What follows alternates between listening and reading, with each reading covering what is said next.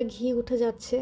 আমার যেহেতু কোয়ান্টিটি অনেক বেশি ছিল, আমার এটা জাল দিতে অলমোস্ট 3 থেকে 4 ঘন্টা সময় লেগেছিল। কারণ এটা হচ্ছে গিয়ে পুরোটা পানি শুকাতে অনেক টাইম লাগলো। ফ্রাই প্যানের অবস্থা তো 14টা বাজছে, দেখতেই পাচ্ছেন।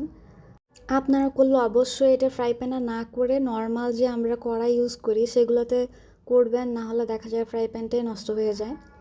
তো নিচে যে তলানিতে যে জমে সেগুলার পানি যতক্ষণ না পর্যন্ত শুকাবে এবং ভাজা ভাজা হবে ততক্ষণ পর্যন্ত এটা জাল দিতে হবে, নয় হবে যে ঘিটা পরবর্তীতে নষ্ট হয়ে যাওয়ার চান্স থাকে। যেটাকে দোকানে বলে বলে বিক্রি করে যে কড়া জালের ঘি, এটাই সেই ঘি। একদম দানাদার হবে এবং একদমই নষ্ট হবে না, আপনারা বছরের পর বছর রেখে খেতে পারবেন। আমি সবসময় এভাবে বানিয়ে থাকি, আপনাদের সাথে আজকে শেয়ার করলাম। আপনারা অবশ্যই বাসায় ট্রাই করবেন। আমার ঘিটা কিন্তু